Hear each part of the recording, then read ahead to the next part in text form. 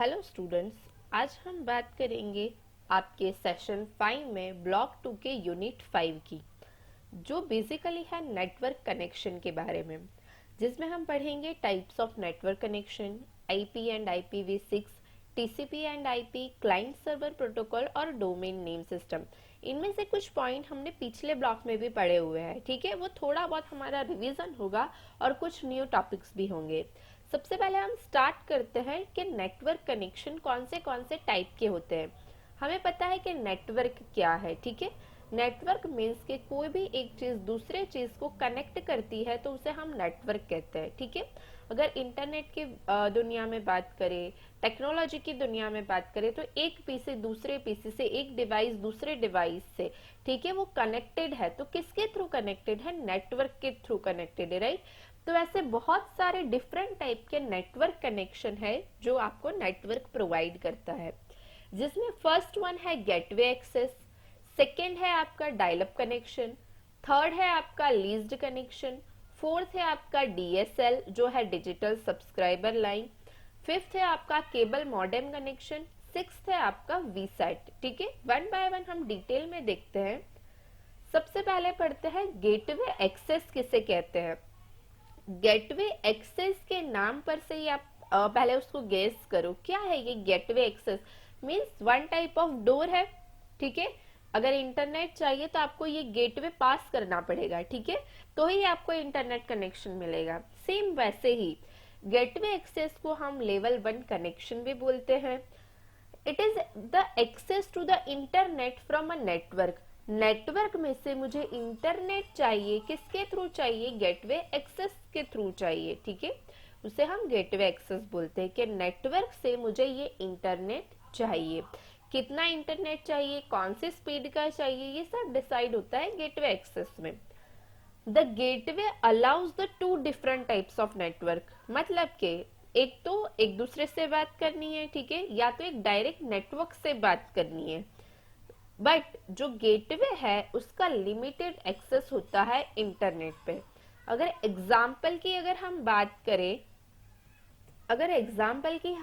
करें, level 1 connectivity India में, तो वो VSNL, विदेश संचार निगम लिमिटेड। सारा जो एक्सेस है हमें इंटरनेट का वो इंडिया को मिलता है VSNL गेटवे से। अगर हमें कहीं से इंटरनेट चाहिए कोई जगह से तो हमें उसका एक्सेस लेना पड़ेगा। अगर मैं सिंपल टर्म में अगर आपको बात करूं कि अगर मुझे कहीं पर जाना है तो मुझे उसकी टिकट लेनी पड़ेगी। सेम वैसे ही पूरा एक नेटवर्क का मार्केट है, उसमें से मुझे क्या लेना है? इंटरनेट लेना है, ठीक है, तो मुझे कुछ गेटवे चाहिए होगा। सेकेंड अगर हम बात करते हैं डायल अप कनेक्शन। अबे dial up connection I think हमने पहले भी पढ़ा हुआ है, इसे हम लेवल 2 कनेक्शन बोलते हैं। डायल अप का मीनिंग होता है कि आपको जो कंप्यूटर को इंटरनेट एक्सेस चाहिए उससे हमें डायल अप करना है। किसको डायल अप करना है? जहां से हमें इंटरनेट एक्सेस चाहिए, मतलब जो इंटरनेट एक्सेस प्रोवाइड कर रहा है वहां पर हम डायल अप करेंगे और हमें क्या मिलेगा? इंटरनेट एक्सेस मिलेगा। तो जो इंटरनेट एक्सेस प्रोवाइड कर रहा है उसे हम कहेंगे होस्ट, ठीक है, और जो कंप्यूटर को इंटरनेट एक्सेस मिल रहा है उसे हम कहेंगे क्लाइंट और टर्मिनल, ठीक है। होस्ट के पास सारे कमांड्स होते हैं कि भाई क्लाइंट मशीन को कितना इंटरनेट देना है, कैसा इंटरनेट देना है, स्पीड कौन सी देनी है।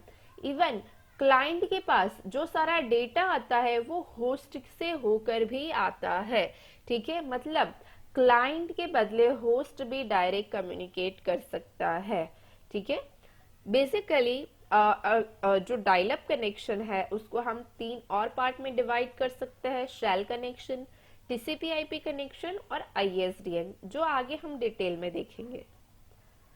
नेक्स्ट बात करते हैं लीज्ड कनेक्शन। अभी लीज्ड कनेक्शन ऐसा कनेक्शन है कि डायरेक्ट इंटरनेट एक्सेस है, बीच में कोई मीडिएटर नहीं है, ना ही गेटवे एक्सेस ना ही dial up connection, direct internet access. उसे हम लेवल 3 कनेक्शन भी बोलते हैं।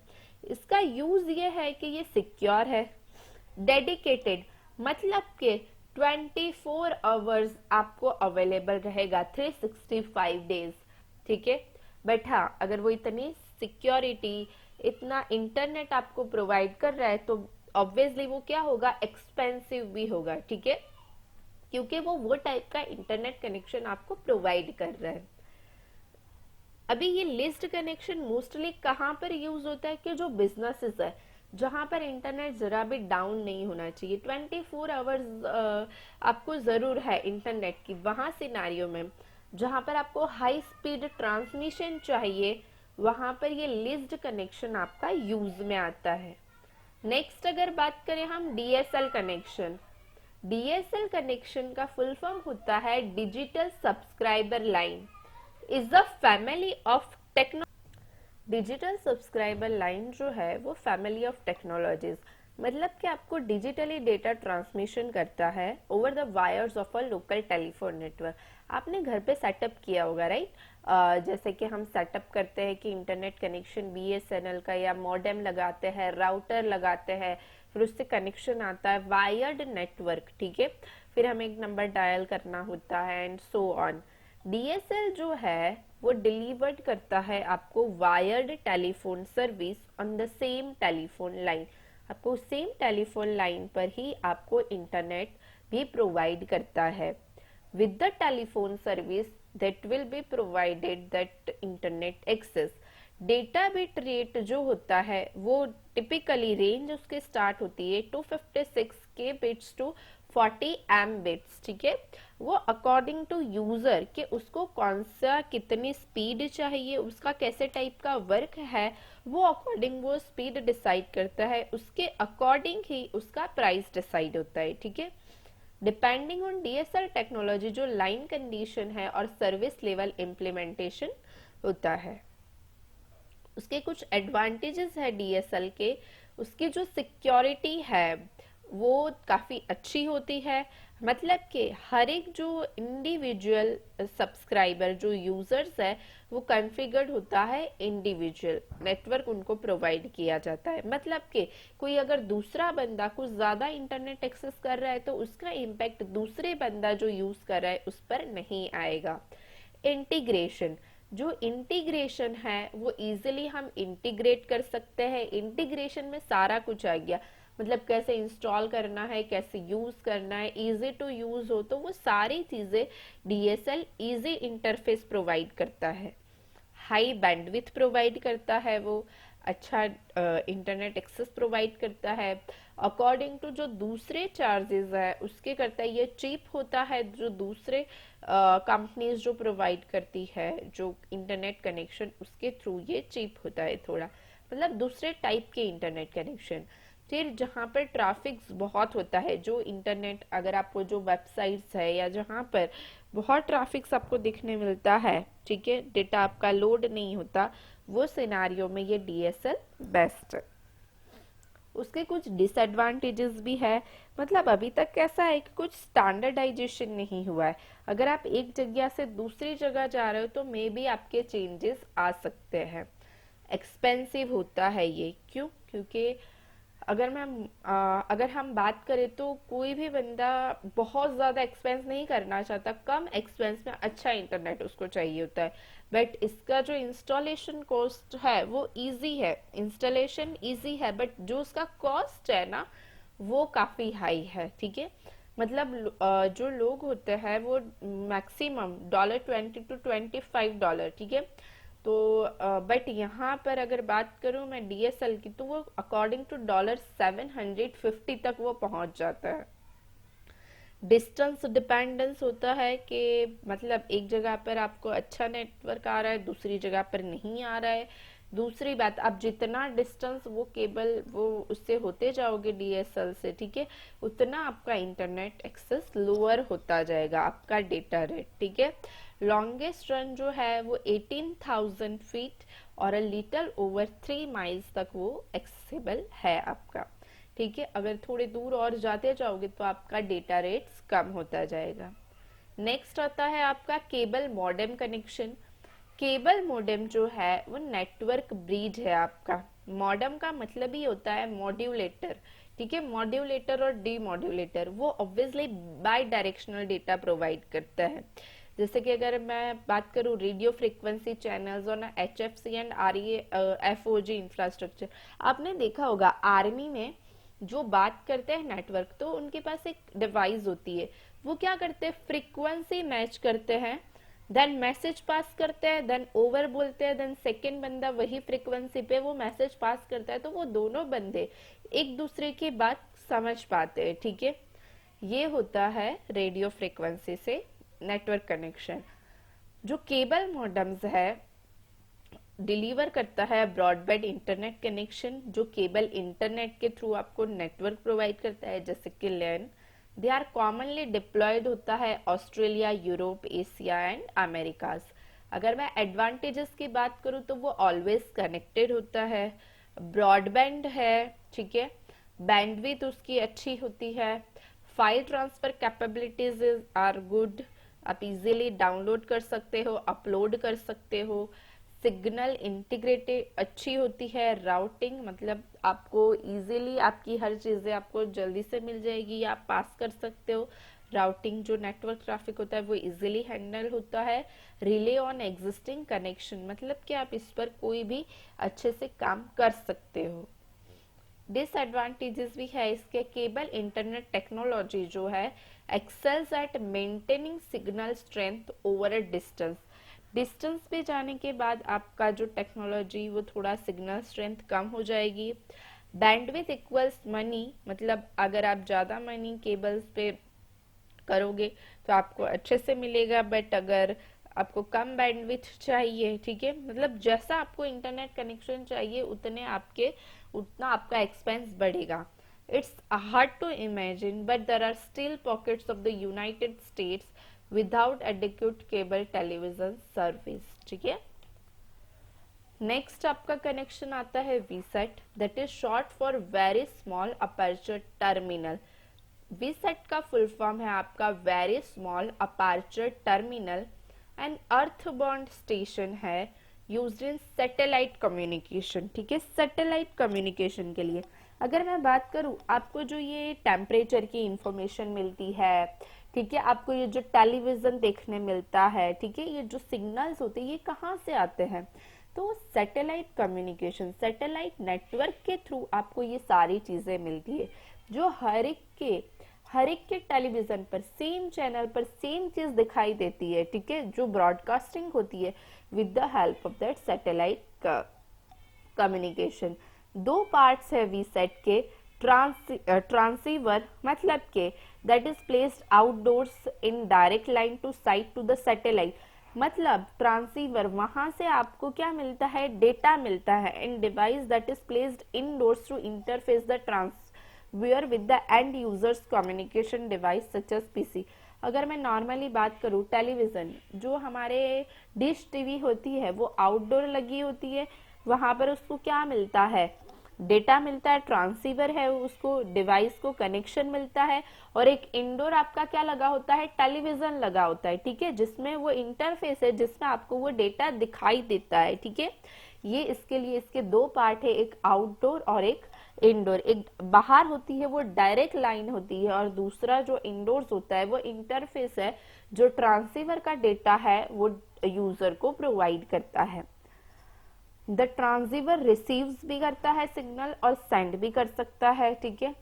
द सैटेलाइट जो है from a ground station, satellite को अगर कुछ सेंड करना है भाई डेटा, अभी हमें ये तो पास करना पड़ेगा कि ये चैनल पर हमें ये दिखाना है, तो जहां से वो पास होगा वो जो सिग्नल होगा वो जैसे कि hub of the particular system, आप जो चैनल्स जो ब्रॉडकास्टिंग देखते हो या टाटा स्काई या जो भी, तो उनका एक हब सिस्टम होता है जो डिसाइड करता है ये चैनल पर ये दिखाना है, ये चैनल पर ये दिखाना है, तो वो जो हब को ये सिग्नल देते हैं कि भाई ये जो सिग्नल है ये पास करो, ये सेंड किया हमने सैटेलाइट में और सैटेलाइट ने वो कर दिया ब्रॉडकास्टिंग सारे टीवी पर, ठीक है। तो बाकी के जो डिवाइसेस होगी वो क्या करेगी, रिसीव करेगी ये सिग्नल को।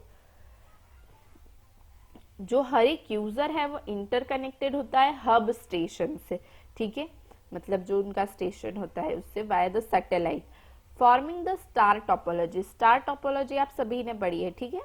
जो हब होता है, जो मैंने बताया, जो मेन जैसे टाटा स्काई है या एयरटेल का डिश टीवी है, वो मेन हब जो है वो हर कुछ हैंडल करता है, कंट्रोल करता है आपके नेटवर्क का। For one end user to communicate with another, each transmission has to first go to the hub station. अगर आपको एक एंड यूजर से दूसरे एंड यूजर में कम्युनिकेट करना है तो आपको कहाँ जाना पड़ेगा? हब स्टेशन पर. That then retransmitted via the satellite to the other end users. मतलब एक यूजर्स का डेटा अगर आपको दूसरे यूजर्स में दिखाना है तो आपको हब सिस्टम में जाना पड़ेगा. वो हब पास करेगा डेटा सैटेलाइट को और सैटेलाइट के थ्रू दूसरे यूजर्स को वो दिखाई देगा. एडवांटेजेस की अगर मैं बात करूं, कॉस्ट इंसेंटिव टू डिस्टेंस. ठीक है, कॉस्ट आपका डिसाइड होगा डिस्टेंस के थ्रू. मतलब जितना आपका डिस्टेंस कम होगा उतना आपका कॉस्ट कम होगा. ज्यादा डिस्टेंस ज्यादा costing. Single platform service delivery, मतलब कि अगर कुछ होता है तो आपको एक हब सिस्टम में ही जाना है जो कंट्रोलिंग कर रहा है सब कुछ. फ्लेक्सिबल है, अपग्रेडेबल है अगर आपको कुछ चेंज करना है. Low incremental cost per unit as compare to other, it is a low in costing. Disadvantages, high startup cost. जब हब्स की बात आती है, जो मेन जो कंट्रोलर है जो सर्विसेज प्रोवाइड करता है उसका कॉस्ट काफी ज्यादा होता है और इसका रिस्क थोड़ा ज्यादा होता है. क्यों? क्योंकि अगर मैं बात करूं, अगर हब कंट्रोल सिस्टम में से किसी ने हैक कर दिया, कोई चैनल पर जो नहीं दिखाना था वो कुछ ब्रॉडकास्ट कर दिया, तो क्या होगा? कुछ ऐसा डेटा जो सिर्फ गवर्नमेंट का बहुत सिक्योर डेटा था, कॉन्फिडेंशियल डेटा था, बट किसी ने हैक करके सारे टेलीविजन पर दिखा दिया, तो ठीक है, तो इसका रिस्क थोड़ा ज्यादा होता है. Several regulatory restrictions imposed by countries that prevent VSAT networks and solutions, मतलब from reaching critical mass and therefore profitability. मतलब इसका काफी ध्यान रखा जाता है कि ये बहुत ज्यादा सिक्योर तरीके से सब कुछ हैंडल हो. कुछ सर्विस क्वालिटी जो है, हाई सिग्नल डिलेज भी होते हैं इसमें. Natural availability limits that can not be mitigated against. ठीक है, लैक ऑफ स्किल्स होती है क्योंकि ये डिजाइन करने में, इंस्टॉल करने में, मेंटेन करने में और उसको मेंटेन करके रखने में काफी स्किल्स की जरूरत है जो थोड़ी देखने नहीं मिलती है, इसलिए उसका डिसएडवांटेजेस है. Wireless is an internet connection offered by a businesses with access to a main internet route. मतलब वायरलेस मतलब वायर की जरूरत नहीं है, आपको इंटरनेट चाहिए. सिंपली अगर मैं बात करूं, वाईफाई आपको क्या चाहिए? सिर्फ यूजर नेम पासवर्ड चाहिए, या तो कुछ तो किसी में तो लॉक भी नहीं होता, डायरेक्टली आप इंटरनेट कनेक्शन एक्सेस कर सकते हो. ठीक है, मतलब कि आपको विदाउट वायर. अभी ये कहाँ यूज होता है? ऐसे कोई बिजनेसेस है, ठीक है, जिनके ब्रांचेस है अलग अलग जगह, जो कुछ लैपटॉप में यूज कर रहे हैं, मोबाइल में यूज कर रहे हैं, पीसी में यूज कर रहे हैं, तो हर बार वायर हो तो it will be quite tough to handle. ठीक है, तो इसीलिए वो वायरलेस इंटरनेट सर्विस प्रोवाइडर से वायरलेस इंटरनेट यूज करते हैं. डेटा जो है downloaded about 50 times faster then dial up through a direct line of sight from your home to the provider's antenna. क्योंकि ये 50 टाइम्स फास्टर होता है डायल अप से, क्योंकि ये जो आपका कनेक्शन होता है वो डायरेक्ट लाइन कनेक्शन होता है. बस आपको जो आपका रिसीविंग एंटीना है वहां पर जहां से डेटा आ रहा है वहां से अच्छे से रिसीव होना चाहिए. वायरलेस ISP जो है is always on, so there is no need to wait for a lengthy dial-up connection. हम बार dial-up connection में क्या होता है, dial-up करते हैं, that line is busy और something is busy, ऐसा बहुत आता है. ठीक है, वो टाइम लेता है, टाइम कंज्यूमिंग होता है, बट इसमें ऐसा नहीं है. is usually 50 टाइम फास्टर होता है than typically dial-up connection. allows you to use the telephone and the internet at same time. आप सेम टाइम पर टेलीफोन भी यूज कर सकते हो, बात भी कर सकते हो और इंटरनेट भी यूज कर सकते हो. कई बार कैसा होता है कि आपने मोबाइल डेटा अगर मोबाइल में चालू किया, अगर आप मोबाइल पे बात कर रहे हो ना, तो आपका मैसेजेस नहीं आएंगे, आपकी कुछ चीजें नहीं चलेगी, ऐसा होगा. बट वायरलेस में क्या होता है कि अगर वाईफाई चालू है आपका तो आपका डेटा भी लोड होगा, आपका सब कुछ चलेगा और आप आराम से फोन पे भी बात कर सकते हो.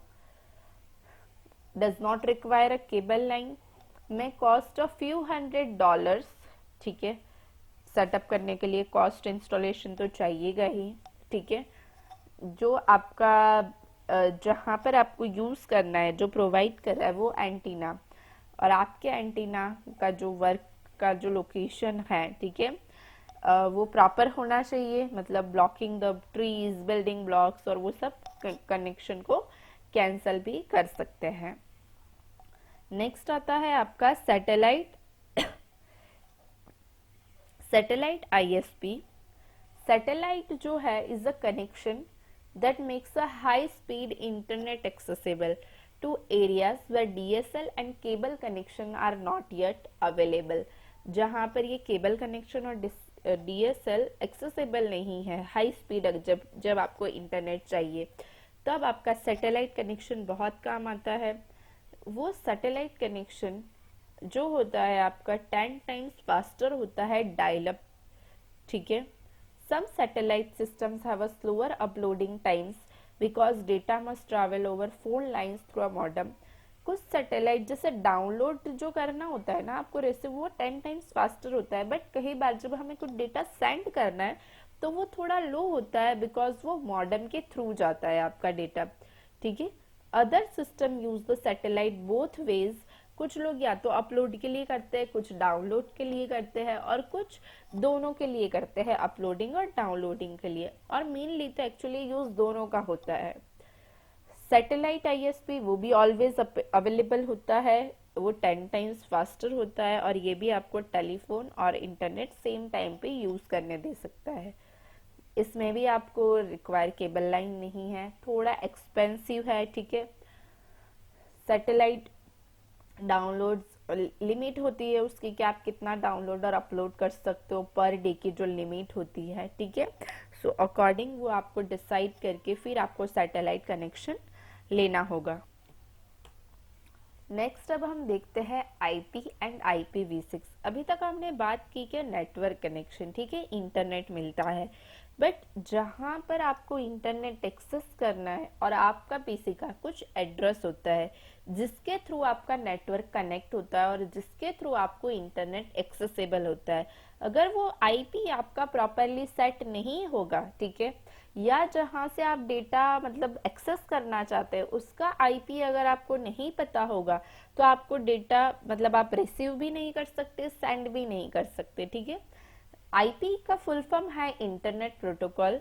जो IPv6 है is a network layer protocol है, ठीक है, जो आपको डेटा कम्युनिकेशन प्रोवाइड करता है over a packet switched network. अभी क्या होता है कि जो डेटा होता है, ठीक है, आपका बल्क में डेटा है। मैं अगर बात करूं कि 1000 लाइन की एक टेक्स्ट फाइल है, 1000 लाइन की टेक्स्ट फाइल है, ठीक है, तो वो छोटे छोटे पैकेट में डिवाइड हो गए। फॉर एग्जाम्पल 1000 जो लाइन है वो डिवाइड हो गई 200 लाइन के 5 पैकेट्स बन गए, नाम दे दिए गए पैकेट 1, पैकेट 2, पैकेट 3। वो पांचों को जैसे मुझे चाहिए तो मैंने एक्सेस किया, तो वो पांचों मेरे पास जब आएंगे तो 5 पैकेट्स में आएंगे, ठीक है। बट ऐसा जरूरी नहीं है कि पहले पैकेट 1 आएगा, पैकेट 2, पहले पैकेट 5 आ सकता है, पैकेट 3, बट हमें उससे कुछ लेना देना नहीं है, क्योंकि नेटवर्क लेयर ये प्रोवाइड करता है कि वो पैकेट को अरेंज करके हमें प्रॉपरली जो डेटा हमें रिसीव करना चाहिए था वो डेटा हमें वो प्रोवाइड करता है, ठीक है। पैकेट स्विचिंग इन्वॉल्व होता है सेंडिंग और रिसीविंग डेटा में, ठीक है, मतलब ये पैकेट स्विचिंग काम करता है कि पैकेट्स में उसको देना और फिर पैकेट्स में रिसीव करना और फिर उसको रिसेंबल कर देना वापस से एक ही फाइल में। जो वर्किंग स्टैंडर्ड है IPv6 का वो पब्लिश्ड किया था internet engineering task force IETF ने 1998 में। पहले था हमारा IPv4 था, पहले इंटरनेट प्रोटोकॉल वर्जन 4 था, अभी उसको रिप्लेस कर दिया गया है IPv6। जैसे कि अगर मैं बात करूं वर्जन का मतलब क्या होता है, कुछ अपग्रेडेबल आया, कुछ चेंजेस आया, ठीक है, तो हमने कुछ नए फीचर डाल के उसको नेक्स्ट वर्जन दिया। सेम वैसे ही IPv4 के उसमें कुछ चेंजेस करके हमने क्या दिया है IPv6, जो वाइडली पॉपुलर हो गया है पूरे वर्ल्ड में। हम बोल सकते हैं कि IPv6 है जो रिफर्ड होता है नेक्स्ट जनरेशन इंटरनेट। बिकॉज ये बहुत एक्सपांड हो गया है, इसकी कैपेबिलिटीज, इसकी साइज, इसके मेमोरीज एंड एवरीथिंग। 2004 में जापान और कोरिया एक्नॉलेज हुए थे as having the first public deployments of IPv6। IPv4 जो है वो maximum actually 4.3 billion unique IP addresses. अभी 4.3 बिलियन यूनिक आईपी एड्रेसेस मतलब कि इतने आईपी एड्रेस, हर एक का नॉर्मली एड्रेस क्या होता है, यूनिक होता है। जैसे अगर मैं बात करूं मोबाइल नंबर, तो वो यूनिक होता है हर एक का, राइट। वैसे ही आईपी एड्रेस, अगर जहां से मुझे कोई डेटा इंफॉर्मेशन चाहिए तो उसका एड्रेस यूनिक होना चाहिए। तो IPv4 में था 4.3, जो IPv6 ने थियोरेटिकल मैक्सिमम उसको और बढ़ा दिया है ऑफ 2128 एड्रेसेस, मतलब इतने मल्टीप्लाई, ठीक है। IPv6 and IPv4 share similar architecture, जो है उसका सिमिलर है। फर्क इतना है, IPv4 में 4 ऑक्टेट्स थे, इसमें 6 ऑक्टेट्स है। मैं डिटेल में आगे बताऊंगी कि ऑक्टेट्स का मीनिंग क्या होता है, ठीक है। जैसे IPv6 एड्रेस है कंसिस्ट ऑफ 8 ग्रुप्स, ठीक है, और 4 हेक्साडेसिमल डिजिट्स। कितने ग्रुप्स बनाता है वो? 8 ग्रुप्स और 4 हेक्साडेसिमल डिजिट्स, ठीक है। IPv4 था, उसकी रेंज थी 0 to 255, और जो IPv6 है वो हेक्साडेसिमल के फॉर्म में भी होता है। If a group consist of 4 zeros, अगर वो ग्रुप में 4 जीरो है तो नोटेशन आपका हो जाएगा डायरेक्ट, आप कुछ भी नहीं लिख सकते हैं, या तो सिंगल जीरो से भी आप उसको रिप्लेस कर सकते हैं। जो मेन एडवांटेज है IPv6 का, उसका एड्रेस स्पेस बढ़ा दी गई है। IPv6 में 128 बिट लेंथ कर दी गई है, जो IPv4 में थी 32 बिट लेंथ। तो मतलब कि उससे कहीं ज्यादा हमें यूनिक आईपी एड्रेसेस मिलने लगे, क्योंकि एड्रेस स्पेस काफी बढ़ा दी गई है। A key enhancement over IPv4 is a native support for mobile devices. IPv6 जो है वो मोबाइल में भी प्रोवाइड करता है। अगर आप मोबाइल में एक बार देखोगे ना, तो आपके जो अबाउट मोबाइल में अगर आप देखोगे ना, तो आपको डिटेल्स बताएगा कि IPv6 आपको एक हेक्साडेसिमल आपको नंबर मिलेगा। एक बार ऐसा हो ना तो आप लोग ट्राई करना, तो आपको ज्यादा पता चलेगा। अगर अबाउट फोन में या कहीं पर तो होगा, जहां पर आपको एक IPv6 नंबर हेक्साडेसिमल में आपको मिलता है। ऑटो कॉन्फ़िगरेशन इजी है, ठीक है। हमें कुछ कॉन्फ़िगर करने की, एक्सप्लिसिटली मैन्युअली करने की ज़रूरत नहीं है, IPv6 अपने आप कर लेता है, ठीक है। जो प्रोटोकॉल है वो इम्प्रूव किए गए हैं IPv4 से। जो उसका ऑथेंटिकेशन है, प्राइवेसी है, वो सारे फीचर्स को ध्यान में रखकर उसे और इम्प्रूव किए गए हैं। IPsec सिक्योरिटी भी एम्बेडेड की गई है IPv6 में, जो इंक्रिप्शन और ऑथेंटिकेशन मेंटेन कर सके। अभी इंक्रिप्शन का मीनिंग क्या होता है? जैसे कि अगर मैं बात करूं कि यहाँ से मुझे कोई डेटा भेजना है दूसरी डिवाइस में, तो वो डेटा अगर बीच में किसी ने हैक कर लिया ना, तो वो इंक्रिप्टेड फॉर्म में होगा, ठीक है। मुझे जहां पर एक्चुअल होस्ट, मतलब जिसको भेजना है, अगर वहां गया तो ही वो इंक्रिप्टेड उसको फॉर्म होकर मिलेगा, ठीक है, डिक्रिप्टेड फॉर्म में मिलेगा। जो वर्ल्ड वाइड फेमस हो गया है, डिप्लॉय हो गया है IPv6। United States, China and India are leading recent developments of the IPv6 protocol, और सबसे लार्ज इन्वेस्टमेंट जो है वो सब IPv6 नेटवर्क इंफ्रास्ट्रक्चर में कर रहे हैं। अभी एग्जाम्पल देती हूँ कि IPv4 कैसा होता है। एग्जाम्पल, जैसे कि यहाँ पर एक नंबर दिया गया है 69.89.31.226। इसको कंसिडर करो जैसे कि एक मोबाइल नंबर, ठीक है, जो आप हमने लास्ट आई थिंक इसके पहले वाले सेशन में देखे थे, आईपी एड्रेस की क्लासेस और वो सब, ठीक है, वो अकॉर्डिंग है। अभी ये जो नंबर्स दिए गए हैं ना, ये 4 सेट्स में डिवाइड है, ठीक है। IPv4 जो है आपका वो 4 सेट में डिवाइड है। हर एक ये जो सेट है ना, उसको हम बोलते हैं ऑक्टेट, और ये हर एक ऑक्टेट की जो रेंज होती है वो 0 से लेकर 255 तक होती है, ठीक है। मतलब इतने आपको क्या मिलते हैं, पर्टिकुलर यूनिक आईपी एड्रेसेस मिलती है। बट एक चीज है कि जो सिस्टम है ना, वो सिर्फ बाइनरी फॉर्मेट ही समझती है। तो ये जो नंबर्स है उसको सिस्टम क्या करती है, बाइनरी नंबर में इंटरनली वो चेंज कर देती है। जैसे कि यहाँ पर डॉट से भी आप डिसाइड कर सकते हो या तो डायरेक्टली भी आप लिख सकते हो। वैसे वो क्या करती है, इंटरनली चेंज करती है। इस तरह इसे क्या मिलता है, ये 32 बीट नंबर मिलता है और वो अकॉर्डिंग वो उसको डेटा प्रोवाइड करता है। ठीक है, मतलब 32 बिट्स मतलब टोटल 4 बाइट्स, मतलब पर जो होता है 1 byte is equal to 8 bit, तो 8 इंटू 4 तो टोटल 32 बिट्स हो गए। जो हर एक ऑक्टेट होता है वैल्यू 0 टू 25, ठीक है, जो 4 ऑक्टेट है। तो यहाँ पर ये जो रेंज दिख रही है 4294967296, इतने आपको यूनिक आईपी एड्रेसेस मिलते हैं। जैसे 69 का ये था बाइनरी, 89 का बाइनरी, 31 का बाइनरी, 226 का जो आपका बाइनरी था। ठीक है, ये first octet, second octet, third octet and fourth octet जो आपका IPv4 आईपी एड्रेस है। अब हम बात करते हैं IPv6 एड्रेस की। जो IPv6 जो है वो स्टैंड्स करता है इंटरनेट प्रोटोकॉल वर्जन 6।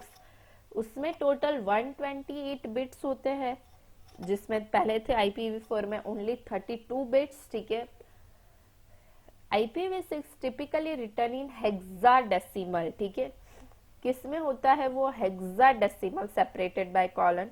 अ कॉलन सेपरेट 16 बिट, कितने बिट्स का होता है, एक 16 बिट। 1 2 3 4 5 एंड 6 होते हैं उसके पार्ट्स। ठीक है, और हर एक जो सेट होता है वो 16 बिट्स का होता है। जैसे यहाँ पर आपको 2 कॉलन दिख रहे हैं तो यहाँ पर वैल्यू होगी 0। फॉर एग्जाम्पल यहाँ पर 4 टाइम्स 0 होगा, जिसको आप डायरेक्टली कॉलन भी कर सकते हो। ठीक है, या तो आप सिंगल 0 भी लिख सकते हो। जो आपका IPv6 फॉर्मेट है वो आप 3 तरह से लिख सकते हो, कंप्रेस्ड वे से, अनकंप्रेस्ड वे से और फुल्ली अनकंप्रेस्ड। जो पहला है आपको बताया गया है कंप्रेस्ड वे, मतलब जो 00 होगा वो डिस्प्ले नहीं होगा। अनकंप्रेस्ड मतलब के जो 4 टाइम्स 0 है उसके बदले हमने क्या लिख दिया, 1 टाइम्स 0। ठीक है,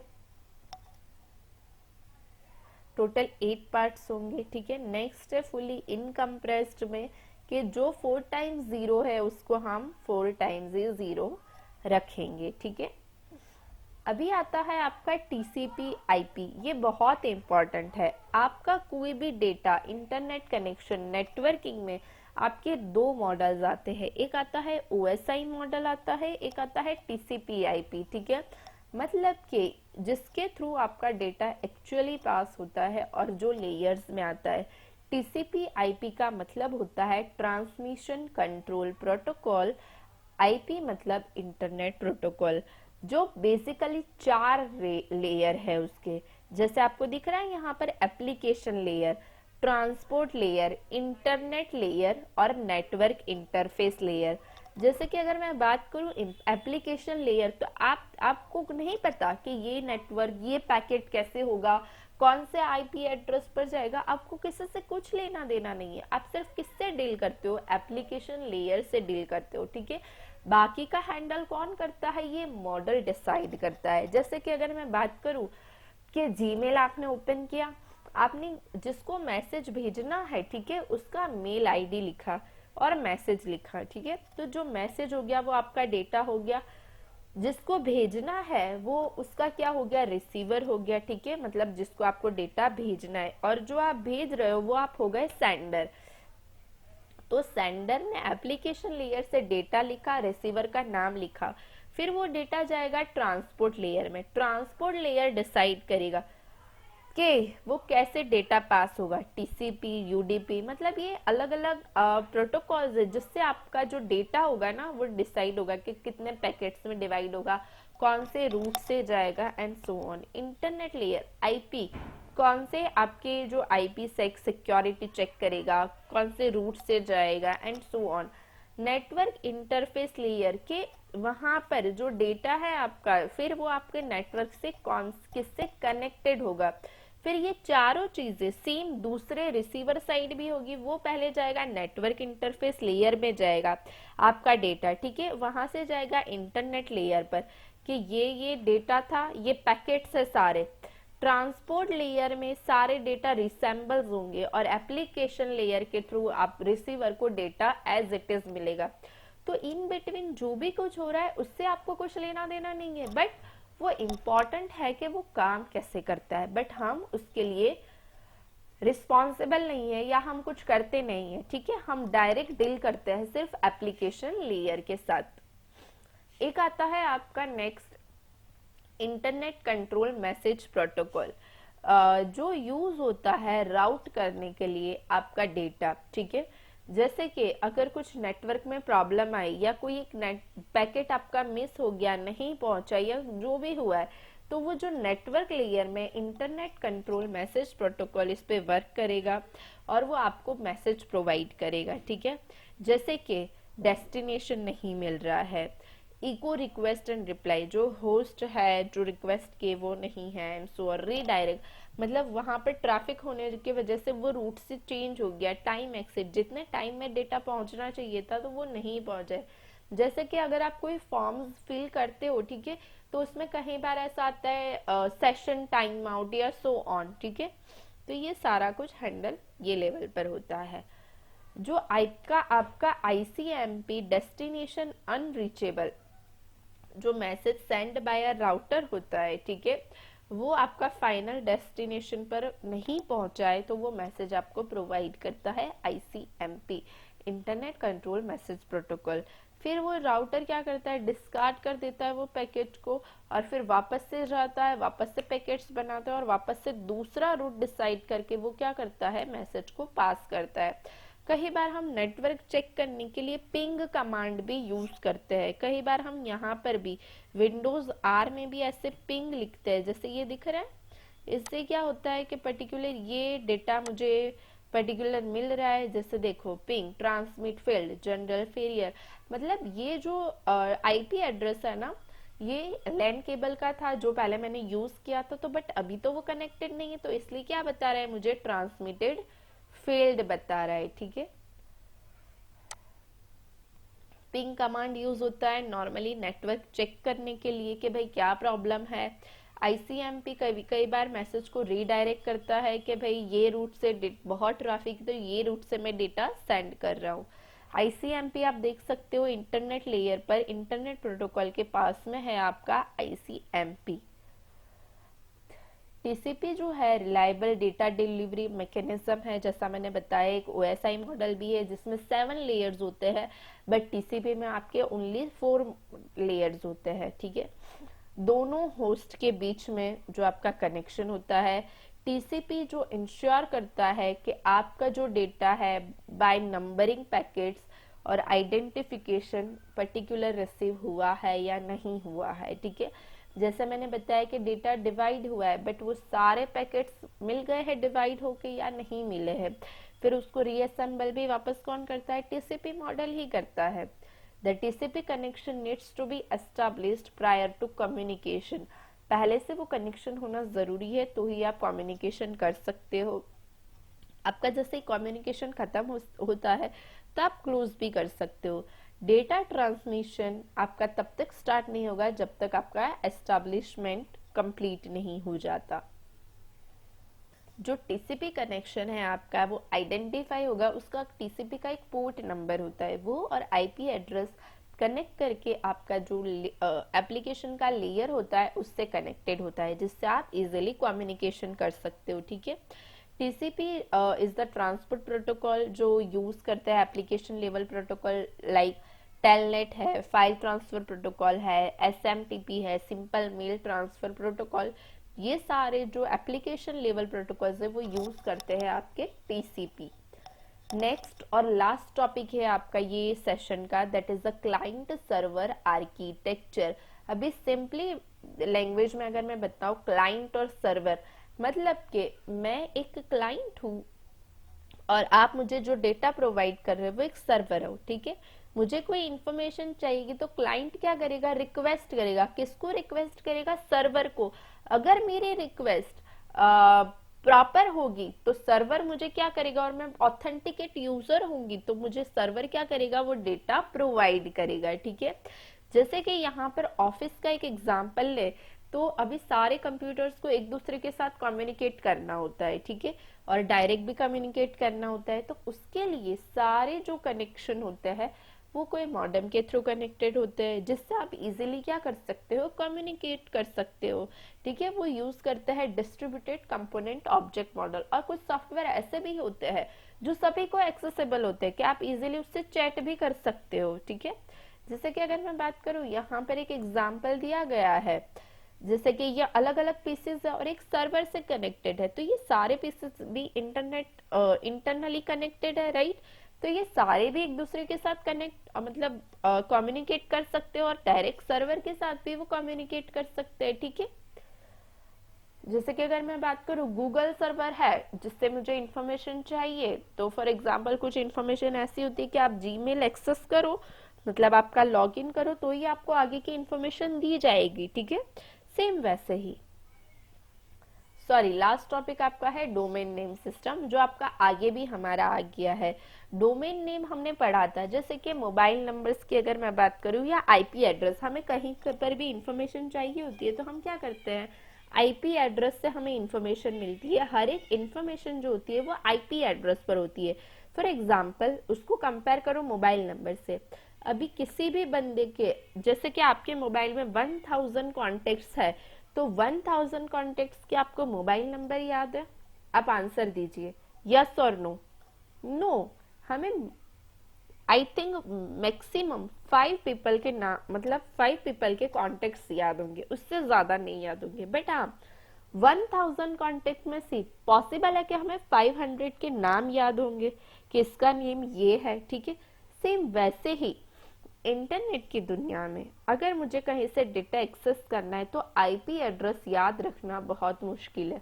ठीक है, तो मैं क्या करती हूँ, मैं हर एक आईपी एड्रेस के डोमेन नेम है जहां से मुझे इंफॉर्मेशन चाहिए, उनके यूनिक नेम्स है, जिससे मुझे क्या मिलती है, इंफॉर्मेशन मिल सकती है। ठीक है, जो और हाँ, बट कुछ डोमेन नेम है उसके सफिक्स दिए गए हैं, जैसे कॉम है, ओ आर जी है। कॉम मतलब कॉमर्शियल, ऑर्गेनाइजेशनल, एजुकेशनल, आपकी कुछ डेटा है, नेटवर्क डेटा है। ठीक है, और रीजन वाइज भी होता है, जैसे कि अगर मैं बात करूं, यहाँ पर एक एग्जांपल दिया है mycompany.com.au, तो ए कॉमर्शियल तो है, बट एयू मतलब ऑस्ट्रेलिया का ये कॉमर्शियल ऑर्गेनाइजेशन है। ठीक है, इसके कुछ प्रीफिक्स और सफिक्स भी दिए गए हैं जिससे ये और कैटेगराइज हो सकते हैं। ठीक है,